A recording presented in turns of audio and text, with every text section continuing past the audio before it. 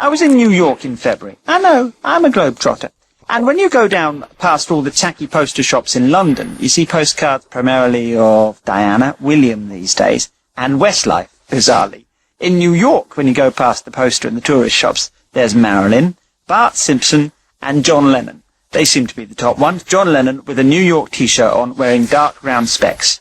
John Lennon as British as steak and kidney pie, but New York through and through. It's where he lived for 10 years, and it is, of course, where he died. He's remembered in Lennon in America, a new book written by Geoffrey Giuliano. Geoffrey, good morning. Good morning to you, sir. He's been dead 20 years. Surely we need to know all we need to know, don't we? We have it already. Well, you might have until I came along. I wrote this book based on a very large stack of unpublished correspondence that John had written to friends, family, co-workers, etc., as well as making use of his unpublished diaries that he kept from 1975 to 1980. In addition, I also used many hours, 20, 30 hours of audio tapes of John discussing the most deeply personal aspects of his life and the creation of his work, etc. So I'd have to say, I think the short answer is no. We haven't heard at all, for those that are interested, enough about this great man. Well, where did you get the diaries and the tapes from? I got them from I got the diaries from Harry Nilsson, the late singer, who was a friend of mine and obviously a friend of John's. John had given him a copy of the diaries, and he then subsequently gave them to me. The letters, photocopies of the letters, which I actually have in the room with me now, got the diaries here too, I got from his relatives. I don't think any of the other biographers really, and this is my 21st book on the Beatles, by the way. I don't think any of the other people, thought to go around and speak to the aunties and uncles and grannies and things, because John was a prolific letter writer. And in fact, all those years when he wasn't making music, he was writing letters to people. And so I went and got copies of all these, and these too are extremely revealing. Was he close then to the aunts and the uncles? We know. Yeah, he was. John, I wrote a book called John Lennon, My Brother, with Julia Baird, his sister. And in that book, it was really revealed for the first time that John wasn't exclusively raised by Aunt Mimi at all, but rather by his 5, what he called Amazon aunties, Mater was in Scotland, and the rest of them were all around the Liverpool area, as well as his own mom, Julia.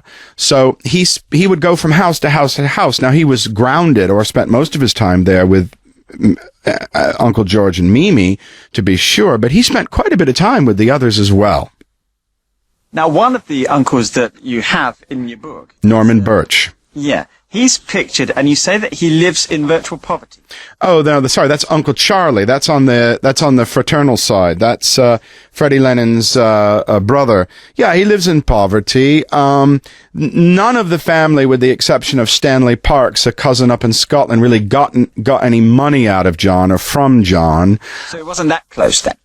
Well, I'm not sure that he was afraid to. He wrote a letter to his Aunt Mimi, and he said, to his cousin Layla, and he said, when I was a kid, you all thought I was a neurotic, crazy kid, and now I'm this eccentric millionaire. And he would have, what Julia had told me was the family take on all that was, if you need something, you can call John, but best not to, because he didn't want to feel that people were just coming to him for the money, and he wanted to keep that part of his life very sacred, in reference to his relationships to his family. And yes, indeed, this book, Lennon in America, does show people for perhaps the first time that John was very close to his English family. What took him to America then, Geoffrey? Good drugs, the prospect of living a more artistic lifestyle than perhaps one might find living in Ascot, Berkshire.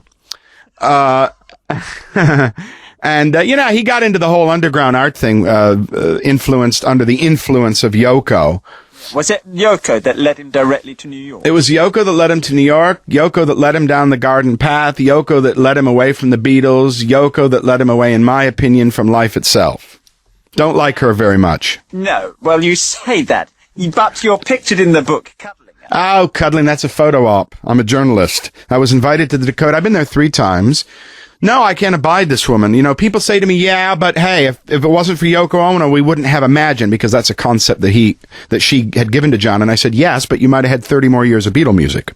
Yeah, but you wouldn't have had happiness that he had in his life. Oh. Because he did. What makes you think that they was... Have you read Lennon in America? Yes, I have. Ah. Well, I don't think John Lennon was particularly happy, nor was he particularly motivated by happiness. I mean, he said God is he once referred to himself as a genius of pain. And this is a guy that created from his angst and from his pain. And I don't think really happiness was either the normal or preferred state for a guy that liked to fling himself out on the precipice of his own consciousness and shuttle back his hard-fought-for revelations through his music and his art. So, happiness is for grannies. I don't think it's for guys like John Lennon. But anyway, could be wrong. Well, you do say that he's a truth teller. Yeah, he was. And that inspired me, by the way, as a kid, to be a truth teller too. Unfortunately, the truth that I tell seems to be a little bit unpalatable to people that have a lot of ideas about the Beatles that aren't, in my opinion, grounded in reality, but rather in myths and dreams. Yeah, but the thing is, you say he's a truth teller. Well, one of the final songs that he wrote that was on the Milk and Honey album that was put out posthumously was Grow Old With Me. That is... really a lament. Well, or you could look at it another way. You could look at it as a hope for the future. In other words, like when John Lennon talked about peace, it wasn't and sang about peace and acted for peace, whatever. It wasn't that he had peace. It's that he wanted peace. It was the unattainable goal. So when you hear Grow Old With Me, I would just caution you to not perhaps we might not take it on face value, but rather try to look a little deeper and say, okay, maybe look, first of all, no, I've never really met a happy person in this world. We have what's called flickering happiness. Sometimes we're happy, sometimes we're not, but no one's consistently besotted with happiness. So, Lennon was a guy that I think held out the hope for happiness rather than the attainment thereof. Yeah, but what I'm saying to you is he wrote that song and sang it for Yoko. Yeah, I understand that. It was she that he wanted to be with. So therefore, why have this thing against her? Which, of course, many, many, many Beatles fans do. Okay, well, wait a minute. It's the one who made him happy. As happy as it was possible to be for him. Clearly that...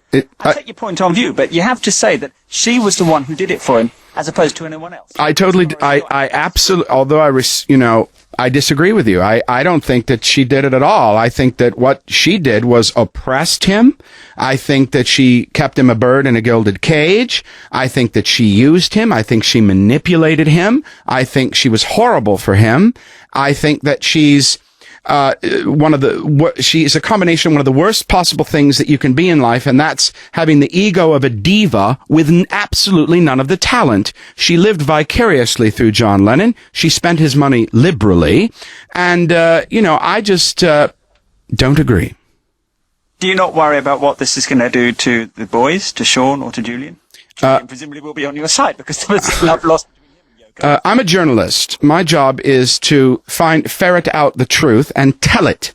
I am not allowed, by the ethics of my profession, to put any spin on it or to, shape it or morph it to a way which would be more palatable to anybody.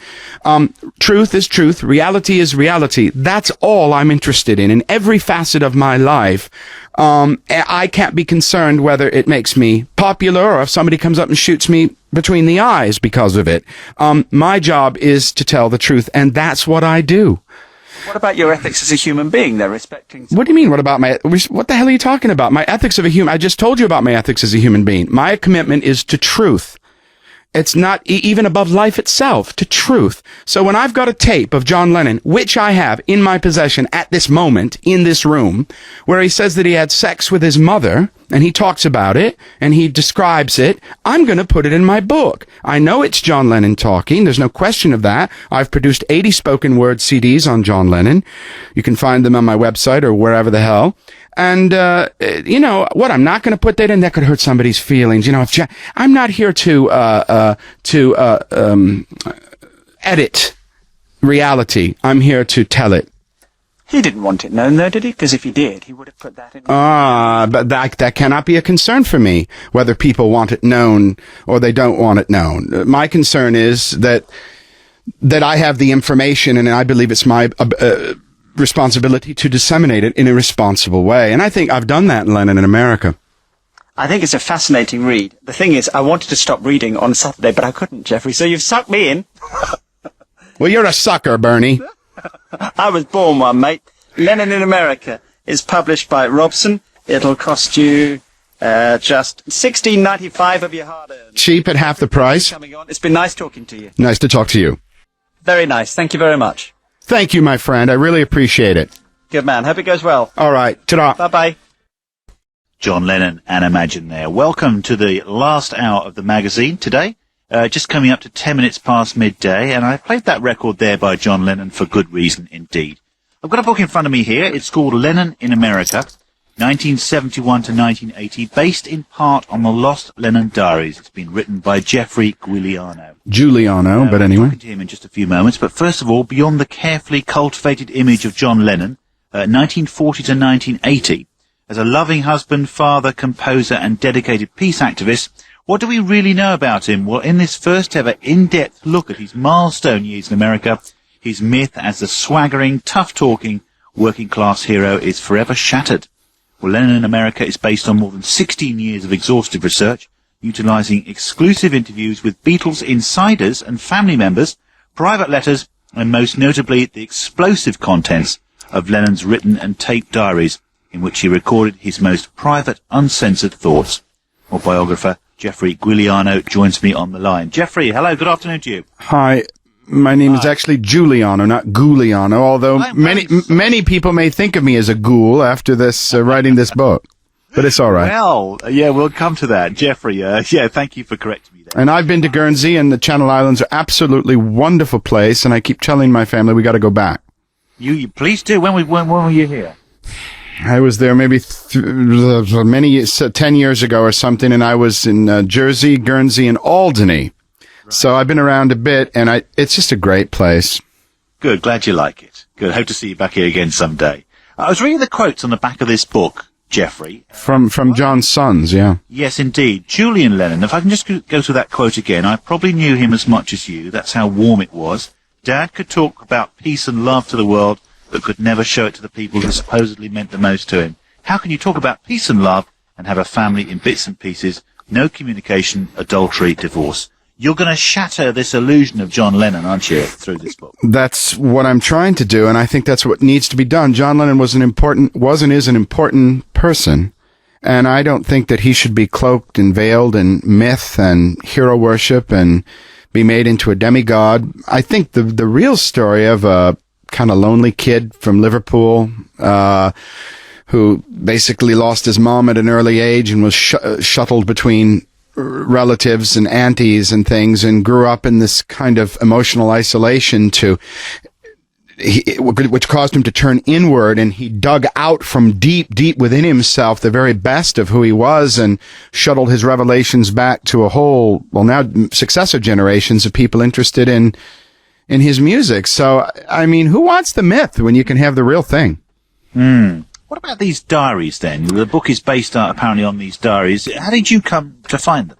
Harry Nilsson, the late singer, was a mate of mine, and also, obviously, most people know, was a really good friend of John's. John was thinking about writing an autobiography based in part on these diaries, so he gave them but he was too close to it, so he gave them to Harry to see what he thought, and then John died.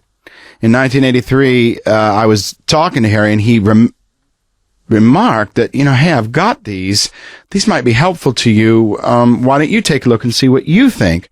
And that I thought it was just beer talk, because we were, at the time I drank a little, and we were both a little, whatever. And the package turned up on my doorstep 2 weeks later from Harry, and I kept them for 16 years, not really knowing how to do this book, because the thing is that the copyright of those diaries lies with the Lennon estate. So how am I going to reveal the contents to the world without getting in big trouble? But a team of very good lawyers on both sides of the Atlantic helped to sort that question out, and we were able to go forward with the project. Right. So I haven't read the book yet. I'm looking forward to. You should read it. It's an important book. Don't you worry, I will. At the end of the day, what can we say about John Lennon? Can we end up liking him still? Absolutely. Now we have a chance to know John as a human being. We can just cast off all the illusions and the whole demagoguery that was just constructed around this kid from Liverpool and really get a chance to appreciate that, hey, this work sprang from a person just like me. And, one of the hallmarks of great art is that although it's created by a particular individual, it becomes personal to the person that's, experiencing that work. And if you listen to Imagine or any of his wonderful body of work, it becomes very personal to you. And there's just no, and year after year and decade after decade. So he's just so important. I've said this before, but he's just so important that I really think he needs to be chronicled carefully and without any kind of self editing. In other words, people say, well, do you think John would really want people to know that he had sex with his mother and this and that? Well, look, I don't know, but that's not my concern. I'm a journalist. My job is to ferret the truth, verify it, make sure it's true, and then tell people about it. And how it affects anybody, living or dead, can't be my business. It's called journalism. Yeah, sure, I understand that. Have you had any reaction from the family? Yeah, Yoko tried to sue me. Really? Yeah, but I ducked the process server by, sending my wife to the door. And then I went on national TV in America and I said, okay, Yoko, I've rethought my position. I'm not going to run anymore. If you want to have a fight, let's have a fight and let's make it very, very public. You say, what happened then? Well, I never heard from her again. She backed off. See, she tried two things in this book. There's only two ways she could go. She could say that I don't really have the diaries, or they're fraudulent, or they're made up or something, which would be pretty hard since I have some of them in his own handwriting, and I have him on tape with the audio diary portion, because he not only did written diaries, but he also did audio diaries, and I'm very happy to make those materials available to any sort of research scientist or whoever to verify their authenticity. They are authentic. And so she had two ways to go. She could say that they weren't real, or she could say that, try to sue me for copyright. And she chose to go for the, it's just a load of crap. Maybe first it was, I don't have the diaries at all. And then when things came out that you could only know if you've read the diaries, then she said, well, maybe he's got a few pages. But no, the fact is I have them all. And not only the diaries, but I went round to all, and no one ever thought to do this apparently. I went around to all the aunties and uncles and cousins in Liverpool, and John was a prolific letter writer and was able to get a hold of, a big 5-inch stack of dozens and dozens of letters that he wrote to his family, which are very telling. In addition to that, I got a hold of not only as I say, the written diaries, but his audio diaries. And in one of those audio diaries, he talks about a sexual episode he had with his mother. And people are very upset that I put that in the book, but, too bad. Yeah, okay, right, fine. Talking about Yoko Ono. Don't like her at all. Not your favourite person. No. Well, I can well imagine from what you've been telling us. Because we're left with this abiding picture. Do you remember the picture of the two of them in bed in the peace movement and they did the sleeping? What's important about that to remember is that it's not that John attained peace for either himself or the world, but rather that was his wish, that was his hope, that's what he was after. Yes. And it's the same with his relationship with Yoko. He wanted somebody to love, but he wanted someone to run interference for him, to protect him from being a Beatle and all that. And what he got was locked into a gilded cage in the Dakota in New York. And basically, I feel she bored a big hole in his soul and metaphorically, put him in the ground. I mean, I just think that she wore him down and used him and abused him and manipulated him. I feel she's sociopathic. I don't feel she has the ability to actually love anyone. Yoko Ono has the kind of worst curse that any human being could have. She's got the ego and drive. Let me finish the quote. She has the ego and drive of a diva, but none of the talent. Well, how did their relationship last so long if she was so awful? Well, it didn't. Well, because he needed a mommy. He needed someone to wear the pants in the family. John even said that in his family, the women were in charge and the men sort of, went out and worked and were breeders and, helped them to have children and fed the cats and cut up the salmon for the cats and, warmed up the milk or something. They were kind of effete men.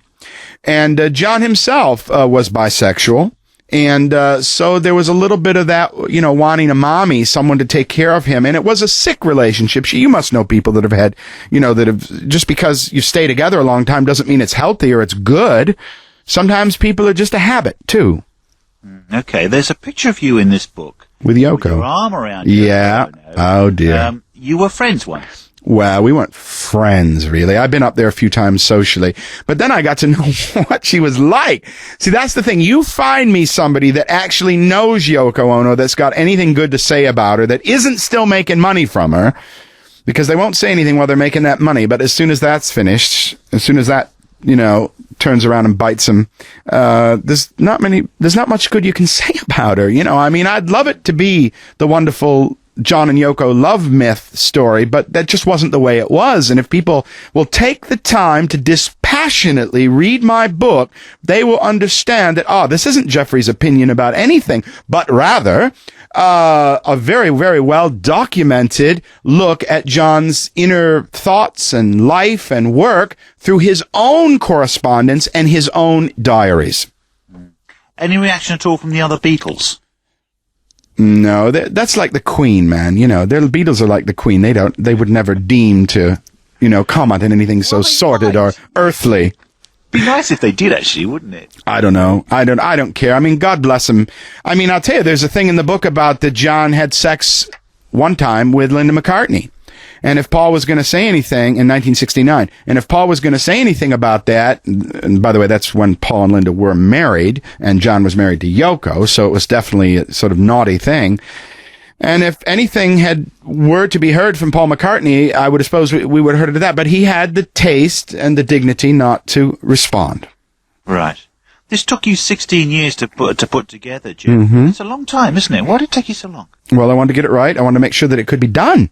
A lot of lawyers told me you can't do this. The president of Simon & Schuster, Michael Korda in New York, probably the most powerful man in book publishing, wrote me a letter and said, we'd love to do it, but we're afraid of Yoko Ono. Everybody was afraid of Yoko Ono. I had to find a publisher with enough guts to publish this book, and I found one. His name is Jeremy Robson, and he's a good publisher, and he's a straight-ahead guy, and he said, look, you can back this up. You've proven to me that this book is true. I'm going to put it out there. And he did. Mm. The title is Lennon in America. How do Americans see John Lennon? The same sort of way that we Brits do, Right? I don't. Do you see him as a demigod? Do you see him as an infallible human being? Do you see him as an icon for world peace? Yes, we do, I think. I think the latter in particular, we see him as that. I see. Probably so, but I think we do. I see him as a confused, intelligent, creative little boy from Woolton in suburban Liverpool who wanted the love and approbation of people so much that he had to go out and make himself a star. There's a lyric from one of his songs from 1970. I heard something about my ma and my pa. They didn't want me, so they made me a star. You have to think about, too, the nature of why people get into show business. Why do people go into public life? Maybe they get something from the anonymous public that they don't have the emotional guts to get face-to-face with another person. Mm. Okay. See, we try to go in at the deepest level here. Yeah, sure we do. There was a survey earlier this year or late last year, I think, commissioned by Channel 4 and one of the music magazines, the greatest of it was one of the best of the century type thing, best group, best this, and best songwriter, well, it was John Lennon by a mile.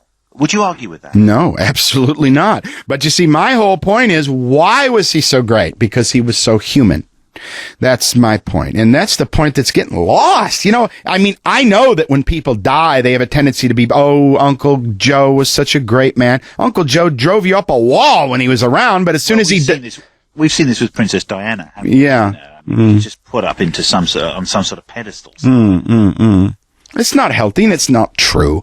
I mean, we're all going to die in a few years. The world's emptied out every 100 years. Why should we waste even a millisecond on image and myth when we can have reality? And John was all about that. Didn't he write, all I want is the truth, just give me some truth? No short-haired, yellow-bellied son of Tricky Dickie's gonna Mother Hubbard soft-soak me with just a pocket full of soap. His money's for dope. I mean, if you really listen I'm a product of the Beatles. I'm a guy that took them seriously. I'm a guy that was really listening from the age of 12 right on through. And, not so much now, I've moved on, but as a lonely kid, John Lennon was a great guru. He taught me a lot of stuff that I use every day in my relationships with the women in my life. That means my daughters now and my wife, and how I do business. I mean, he was just, what a great guy he was. And I I just want people to remember him appropriately. And to me, his commitment was to truth. And so the best thing I can give to John, if I really loved him, now that he's gone, is some of that truth back at him. Okay. Last question, Geoffrey, if I may. What happens to these diaries now? You've got a bit of history there, haven't you? Now, that's an interesting thing. That you're one of the few people that have asked me. Well, I thought about the world waking up one day and having them on the internet so that they could actually read them verbatim, but there's some copyright problems with that. I'd probably end up in a federal penitentiary in the United States for criminal copyright conspiracy. Who do they belong to? They belong to the Lennon estate. They belong to the Lennon estate. It's very, I have to tell you that the lawyers left about 40% of this book on the cutting room floor, although it's still a dynamic read. People tell me consistently once they start it, they can't put it down. But, the whole truth hasn't been out about John even yet with this book. So let's see what can be done in the future. I don't know. I would like everybody to have the chance to read John Lennon's diaries verbatim, but Yoko Ono doesn't want that. And why doesn't she want it? Because they're very critical of her. But, yeah, okay, I appreciate that. But just one last thing about the diaries. I mean, they are very valuable, I would think. Oh, I don't have the original. Oh, I'm sorry. If they were put up for auction, they would be very valuable. Oh, I don't have the originals. I have a photocopy. Okay. Yoko's got the originals. Would that was so, my dear. I wouldn't be talking to you. I'd be on a boat somewhere. It's been fun talking to you, though, I must admit. Geoffrey Giuliano, thank you very, very much. Thank you so much. Bye-bye. Bye-bye. Interesting man, isn't he? Full of the spice of life there. That's Geoffrey Giuliano, the biographer of Lennon in America. There we are, 1971 to 1980, based in part on those lost Lennon diaries he's just been telling us all about. If you want a copy, well, it's priced at $16.95, and you may have heard him say there, published by Robson Books. $16.95, published by Robson Books. Okay, this one will go on our competition list. That'll come up as a prize in the very near future, no doubt. Let's have a bit more of that music, and I've still got that picture of John Lennon and the great peace icon. And this was probably the great peace record, wasn't it? Give peace a chance. And when you get sick, you get a little vulnerable. And I actually called my wife Mommy the other day, and it kind of startled her, and it startled me too. But when you're vulnerable and you're weak or you're sick or you're whatever, sometimes you look at your partner in that way. And John was looking for a mommy, I'm sure of it. He didn't have her. He never had his mom. What did he say? Mother, you had me, but I never had you. I wanted you. You didn't want me. So I just have to tell you, goodbye. In his song called Mother. See, that's the thing about me in this book, is that you don't have to take my word for anything. Who am I? But you should take the fact that this book was written with John's diaries, his audio journals, and unpublished correspondence and interviews I've done over 25 years with all the key people in his life, including Yoko and Cynthia and Julian and Paul McCartney and George Harrison, etc., etc. There's a quote from the book. I probably knew him as much as you. That's how warm it was. Dad could talk about peace and love to the world, but could never show it to the people who supposedly meant the most to him. That was from Julian Lennon, his son. How much of the whole sort of image was an image? It was something that he made up. Do you think to make money, or was it? No. John had, no. This is what's wonderful about John. John was, someone once told me when I was a kid, if you're good at your job, money will come. Money's a kind of byproduct of being good at what you do. I mean, people that are good don't worry about money. It just sort of appears. John was a guy that had a real covenant with his quest and search for truth. He was looking for truth. When he took acid, he was looking for truth. When he went to India with the Maharishi, he was looking for truth when he got involved in his peace campaign. But see, the thing that people don't realize about the peace campaign was that it's not that John found peace or produced peace or was responsible for producing peace, but rather yearned for peace, looking for peace, wanting peace, crying for peace, singing for peace, going to bed for peace, all that. So it wasn't that he had attained any kind of peace, either globally or personally, but rather that was his wish, and a good wish it is. You said that the money wasn't important to him. Do you think it could have had a sort of, that could have been one of the reasons that he started to go downhill with the drugs, with the sort of the heavy living? I remember someone telling me about, was it The Lost Weekend, where John disappeared for several months. Do you think the money had anything to do with it at all? John said in the Rolling Stone interviews with that just actually was republished recently. He said, I've always needed a drug to survive since I was 15. And whether the drug is money, sex, heroin, you name it, these are all things, buffers that people need between them and reality. And, John was be the first to admit that he was an addict. And, it's like if you're an addict, basically you're addicted to everything. You might be addicted to, there's maybe one causal thing, heroin or food or something. But people that have an addictive personality, which he definitely did, they go over the top with everything they do. And he was an extremist. And, see, the thing I like about this book, Lennon in America, is it gives people to see John Lennon as a human being rather than an icon. And people have made him into such a damn demigod that they've forgotten that he was just a very complex, vulnerable human being. And I think it's a much greater story to have the chance to see John and understand John as a human being and think, wow, this kid from Liverpool was kind of crazy and he created all this terrific work. That's really great. Amazing how he did that. And as opposed to this God came from heaven and he enlightened us all and then he went back to Neptune or something, I like reality personally. Back to the book again. It's based, in part, it says on the cover, in part on the lost Lennon diaries. But have you had any input from the other Beatles when it comes to John's sort of personality? Yes, I've interviewed Paul McCartney, I've interviewed George Harrison, I've interviewed Yoko Ono, I've interviewed all these people. Yeah, the answer is yes, I have. Was there much of a difference between the way Yoko described John and the way Paul, George, Ringo described John? Another good question. You're good. Because she can make a lot of money from John, and she does. In fact, she can't make any money from anything else because she's got no damn talent. If it wasn't for John Lennon, where would we be talking about Yoko Ono? I don't think so. No, her one and only break, the break of her life, was to get hooked up with John. And so she wants to keep everything in this kind of unreal light, that he was this kind of little Peter Pan figure that, flitted around and spread fairy dust on everybody. And she's a nutcase. Nice quote. Do you think John was modest? Do you think he was... I'm going to be in trouble. Do you think John was a modest man when it came to the music?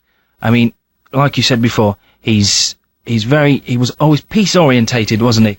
But do you think he was a modest man? He had the modesty that came with knowing how great he was. In other words, it's like, for instance, if somebody asked me, can you write a book about horses? I say, hey man, I've written 23 books. I can write a book about anything, dude. So I mean, if you can write a book, you can write a book. If you can write a song, you can write a song. I mean, it's not a big problem if somebody says, well, we've got this movie, John. We were wondering if you could do... Actually, that's not true, because in the 70s, Yoko had him so screwed up that he was offered several jobs like that to actually write. Francis Ford Coppola approached him. Other people approached him to do some... He couldn't do it. He lost his muse. This is another thing people don't know about John. They say, oh, he was a house husband. He was baking bread. He took 5 years off. Crap.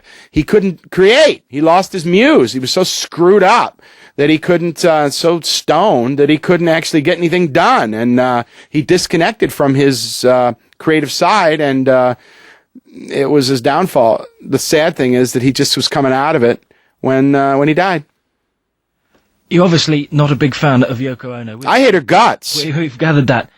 How do you feel towards the day John was killed? I mean, Mark Chapman. What are your feelings there? I'll tell you what I feel. Thanks. Another good question.